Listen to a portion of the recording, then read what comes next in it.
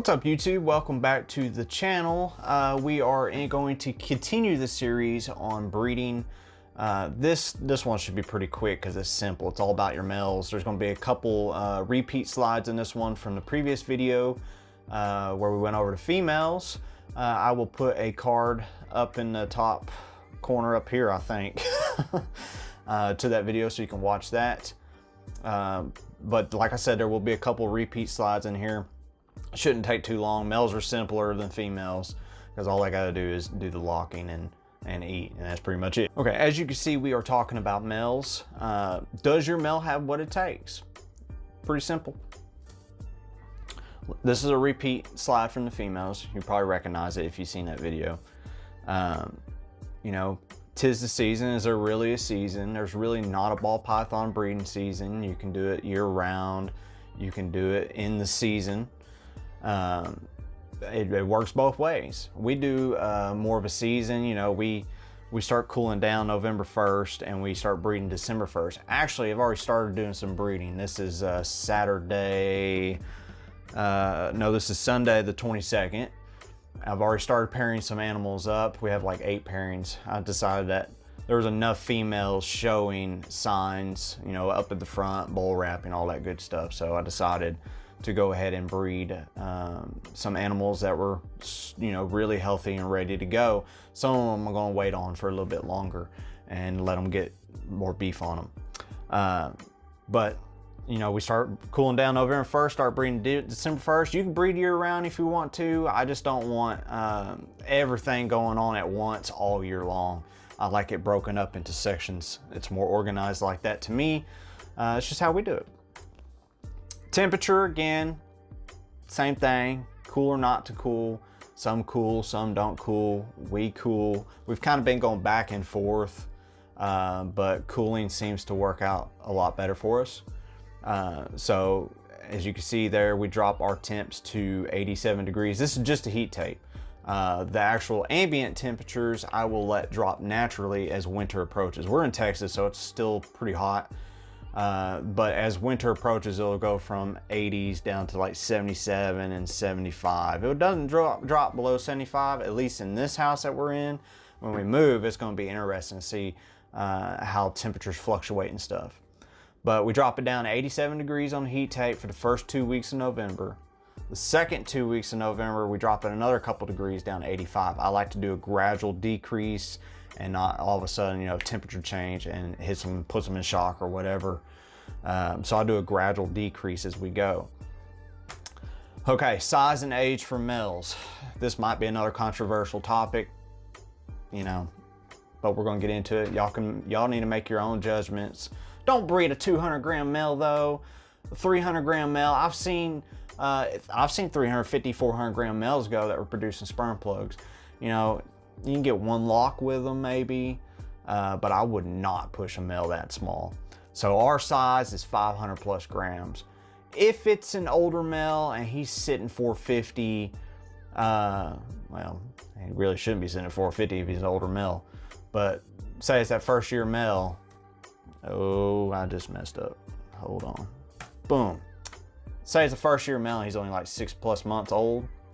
You know, I'm going to wait until he's, you know, 700 grams or sitting around 700 grams before I actually pair him up, because males will go off food sometimes during the breeding season while females are continuously pounding food to build weight follicles. And we'll get into that later about them going off food. 1+ year, you know, I want that male about 500 grams plus producing plugs. Same thing with a 6-month-old. I'm not going to take a 6-month-old male that's sitting at 700 grams and when I pop him, no plugs come out. He's not ready. I'm not going to breed him. He's not sexually ready. There's no point in putting him with a female if he's not producing sperm plugs. So we wait. They got to be producing sperm plugs too. There was an actual, 2019? Yeah, I think our blackhead inchy male, 2019. I decided not to breed him today, but I popped him. He's producing plugs. He's just a little skinnier than I like him to be, so I'm gonna give him a few more weeks. And then if we go, oh yeah, just like the female, do not breed a skinny male. So you might have a 2-year-old male that's 700 grams, right? He's fat, healthy. He might even be bigger than that.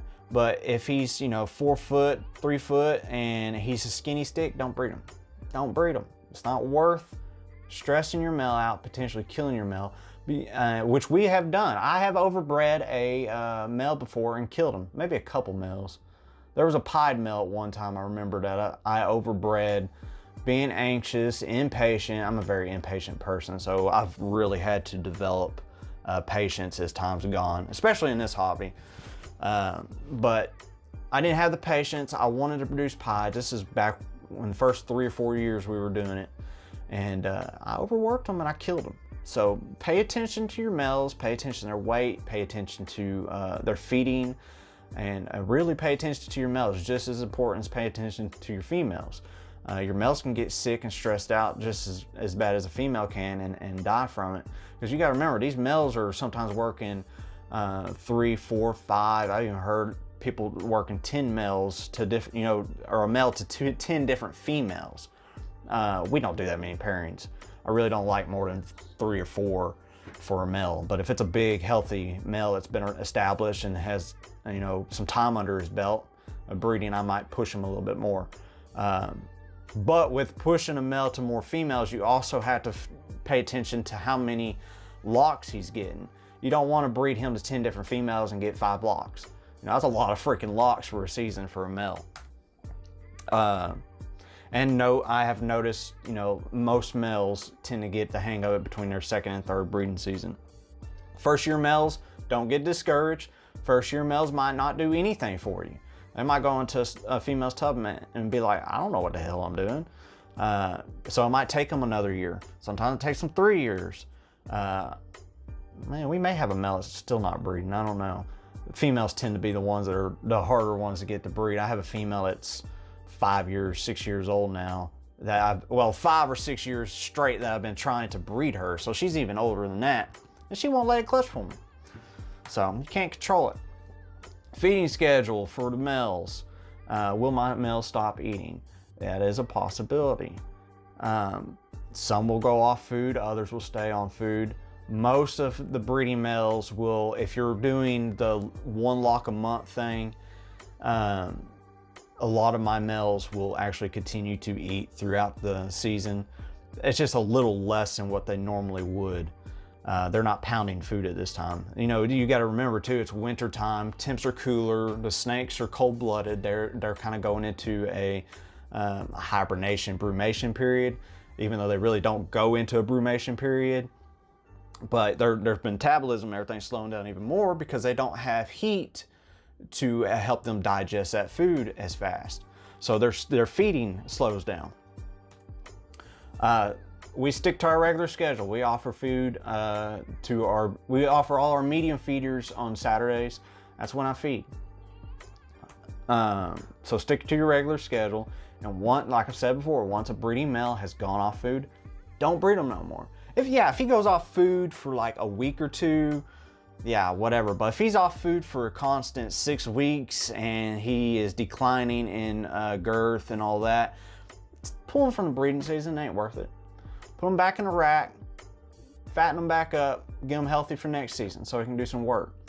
If you keep wearing them down and they get skinny, the next season, they're going to have to spend that whole year getting back up to breeding size. I mean, if you just pull them at the right time, put them back in the rack, and they go back on food, they'll be maybe even fatter and healthier for next season, so you could plug them into more girls if you need to.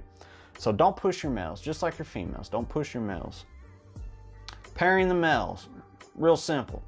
It's real simple. When, where, and how long to pair. We introduce our males into the females' tubs. I feel like the female has to do more. She's got to go through, building the follicles and through ovulation, through that pain, and through the, laying the eggs and all that. She's got more she's got to deal with. So as a service to her, I put the male in with the female because that male is going to be moving anyways. He's got so many different females to go to. Why should the male get to sit in his tub when all the females come to him? Females are doing the most work. Males are going in with the females tub. I breed after I figure out all my pairings, if both snakes are healthy and fat and ready, I get at least 1 lock per female that's ready, just to kickstart it. Like I said in a previous video, I believe that first lock will sometimes initiate follicular growth. Is that right? I don't know, but it's my theory and some other people's theories. Okay, we breed Sunday through Wednesday. So like today, Sunday morning, I've paired up some animals, and then come Wednesday night, whoever has not paired or had a good lock during the week, I pull the male out at that time and then give them a break and try to feed them again on Saturday. Now, if the male gets paired on Sunday morning, I see them locked Sunday night. Come Monday night, they're still locked. Tuesday morning, usually a good lock's 24 to 48 hours. If Tuesday morning they're unlocked and that he's been in there for 24, 36 hours locked up, then the male immediately gets pulled that day. I don't wait till Wednesday. He gets a few extra days of break. I just go all the way up to Wednesday to give them the opportunity to maybe get the hang of things. And if it's a pairing that I've been trying and trying and trying all season long and they won't do anything, I'll actually even leave that male in an extra day, Thursday.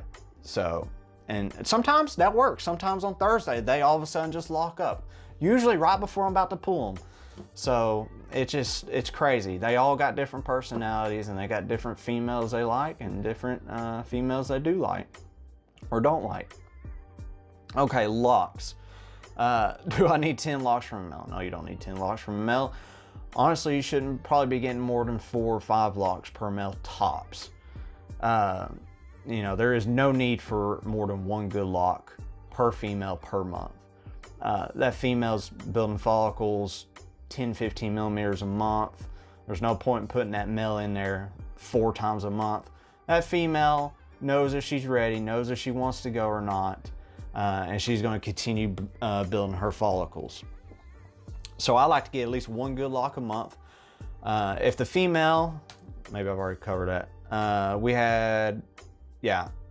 had clutches from girls with only 1 lock all season. We had our Firefly GHI female that laid the Het Desert Ghost clutch for us. She only had 1 lock. Our possible Het Sunset to possible Het Sunset, only 1 lock. By the way, we bombed on that clutch, so whatever. If the female stops growing follicles, then I don't waste the male on her. That's what I was about to say. So if the female, say I get the first initial lock on the season and she decides, I really ain't doing nothing, and she's still sitting at 10 millimeters, 12 millimeters, I'm not going to jack with her. I'm not going to put that male in with her next month. Because it's just a waste. If she's not going to breed and produce, then why waste the male? But you know, if the month after that she starts to build, then I'll start thinking about pairing the male back to her. So that's another way to save your males from over breeding. And as I said before, and this is in all red, and I put it here, if your males go off feed for an extended period of time, then pull them from the breeding season. It's not worth it. It really ain't, guys. It's really not worth it. Final thoughts. Make sure your males are the right size and age. Keep your males fed and healthy. You know, if that male goes off food, put them back in the rack. No point in breeding. We introduce the males into the females tubs, and we only get, you know, 1 lock per girl per month if she's building follicles. If she's not building follicles, then it's pointless. So that's pretty much it. That's a rundown of the males. Like I said, they're pretty simple. If you just keep them fed and keep them happy, you know, they'll be fine. So if there's anything, y'all, any questions you have, anything you can add to this video, I'm always missing out on things. There's things that I think of after the video, after the fact. And next year I'll probably do another series. I might put it all together. That way these videos aren't so long. If you liked the video, give it a thumbs up. If you disliked it, give it a thumbs down. Make sure to tune in next week, and we'll catch y'all in the next one.